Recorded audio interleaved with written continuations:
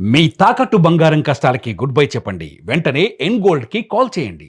హైదరాబాద్ నగరంలో మూఢనమ్మకాలను అడ్డుపెట్టుకుని అమాయకుల ప్రాణాలతో ఆస్తులతో చెలగాటమాడుతున్నటువంటి ఒక ఘరానా మోసపూరితమైనటువంటి ముఠా గుట్టును పోలీసులు రట్టు చేశారు. ఇళ్ల కింద భారీగా గుప్త నిధులు ఉన్నాయంటూ నమ్మబలికి సులువుగా కోట్లు సంపాదించాలన్న దురాశతో సామాన్యులను లక్ష్యంగా చేసుకున్నటువంటి ఈ నలుగురు సభ్యుల ముఠా భాగోతం వెలుగులోకి వచ్చింది. బాధితులను వివిధ రకాలుగా నమ్మించి ఇప్పటి వరకు దాదాపు ₹1 కోటి వరకు స్వాహా చేసినటువంటి ఈ అంతర్రాష్ట్ర ముఠాను పోలీసులు ఎట్టకేలకు పక్కా వ్యూహంతో అరెస్టు చేశారు. అయితే ఈ ముఠా అవలంబిస్తున్నటువంటి మోసపూరితమైనటువంటి తీరు ఎంతో వినూత్నంగా విస్మయాన్ని పరిచేలా చేస్తున్నాయి. అయితే ముందుగా వారు తాము టార్గెట్ చేసినటువంటి వ్యక్తుల ఇళ్లను ఎంచుకుంటారు. ఆ ఇళ్ల పునాదుల కింద పూర్వకాలపు నిధులు, బంగారపు నిక్షేపాలు ఉన్నాయని బాధితుల మెదళ్లలోకి విషయాన్ని ఎక్కిస్తూ ఉంటారు. అంటే ఒక రకంగా స్లో పాయిజన్ టైప్ లో. ఆ తర్వాత మాటల గారడితో వారిని పూర్తిగా నమ్మిస్తారు. నమ్మకం కుదిరాక రాత్రి సమయాల్లో బాధితుల ఇళ్లలో రహస్యంగా గుంతలు త్రవ్వి అందులో బొగ్గు ముక్కలు, అదేవిధంగా నకిలీ బంగారపు నాణ్యాలను పాతి పెట్టేవారట. ఆ తర్వాత కొద్ది రోజులకు మళ్ళీ వచ్చి ఆ ప్రాంతంలో ప్రత్యేకమైనటువంటి పూజలు, క్షుద్ర పూజలు లేదా హోమాలు చేయాలని చెబుతున్నారు. తాము చెప్పినటువంటి విధంగా పూజలు చేస్తే ఆ గుంతలో పాతి పెట్టినటువంటి బొగ్గు కాస్త పూర్తిగా అసలైనటువంటి బంగారంగా మారిపోతుందని నమ్మించేవారు. ఈ నమ్మకాన్ని బలపడేలా కొన్ని నకిలీ బంగారపు నాణ్యాలను వారి చేతిలో పెట్టి నమ్మిస్తూ వచ్చారు. ఇలా నమ్మినటువంటి బాధితుల నుంచి పూజా సామాగ్రి ఖర్చులు, ఇతర తంతుల పేరుతో విడతల వారీగా పెద్ద ఎత్తున నగదును వసూలు చేశారట. ఇలా ఇప్పటి వరకు నగరంలో మొత్తం 11 మంది అమాయకులను మోసం చేసి సుమారు ₹1 కోటి వరకు కొల్లగొట్టినట్లుగా పోలీసుల విచారణలో తేలింది. అయితే ఈ ముఠాలోని నలుగురు సభ్యుల యొక్క వివరాలను ఒకసారి మనం చూద్దాం.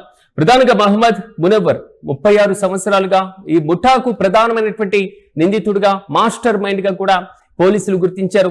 మరోవైపు సయ్యద్ అలీ అష్రఫ్ వయసు 40 ఏళ్లుగా, ఇక మహమ్మద్ హాజీను వయసు 25 ఏళ్లుగా గుర్తించారు పోలీసులు. వీరందరికంటే మొహమ్మద్ సల్మాన్ కూడా ఉన్నట్లుగా పోలీసులు ప్రాథమికంగా దర్యాప్తులో తేలింది.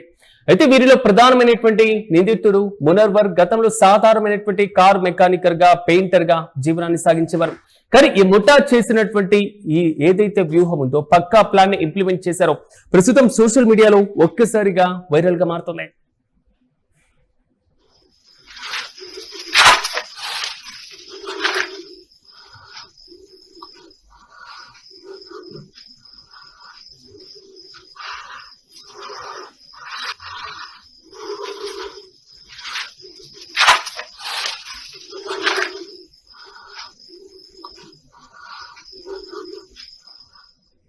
యూటీవీ స్క్రీన్ పైన విజువల్స్ లో మనం చూసుకున్నాం. పక్కా ప్లాన్ తో ఎవరైతే అమాయకులు ఉన్నారో వారిని పట్టుకోవడం, వారి ఇంట్లో బంగారపు నాణ్యాలు, గనులు ఉన్నాయి, మరి కీలకమైనటువంటి అంశాలు ఉన్నాయి అనేటువంటి రీతిలో వారు నమ్మపలికినటువంటి వైనం చేస్తున్నటువంటి మోసం. అంటే మనిషి సాధారణంగా ఆశాజీవిగా మనం చెప్పుకుంటూ ఉంటాం. కానీ ఆ ఆశే మనిషి పాలిట అప్పుడప్పుడు ఇలాంటి ప్రతికూల రిజల్ట్ కూడా ఇస్తూ ఉంటుంది. రోజువారీ కష్టంతో వచ్చేటువంటి ఒక చాలని సంపాదనతో విసుగు చెందడం, విలాసవంతమైనటువంటి జీవితానికి అలవాటు పడ్డం. ఇలా కష్టపడకుండా అడ్డదారులు తొక్కి సులువుగా కోట్లను పరిగెత్తాలి, కోట్లు సంపాదించాలి అనేటువంటి దురాశతో తన స్నేహితులను కలుపుకొని ఈ గుప్త నిధుల నాటకానికి తెరలేపారు ఈ ప్రధాన నిందితుడు. అంటే పక్కా పథకం ప్రకారం ఒక్కో రోజు ఒక్కో బాధితుడిని పట్టుకోవడం, ఆ బాధితుడిని నమ్మపలకడం, ఇలాంటి నేరాలకు పాల్పడడం ఇది ఒక రోజువారీ అలవాటుగా మారిపోయినటువంటి వైనం. అయితే నిందితుల కదలికపైన నిఘా పెట్టారు హైదరాబాద్ పోలీసులు. వీరు అసాధారణమైనటువంటి లావాదేవీలు, మోసాలను గురించి కూడా పక్కా సమాచారం కూడా పోలీసులకు అందింది. దీంతో అప్రమత్తమైనటువంటి పోలీసులు రంగంలోకి దిగడం, వ్యూహాత్మకంగా వ్యవహరించి నలుగురు నిందితులను అదుపులోకి తీసుకున్నారు.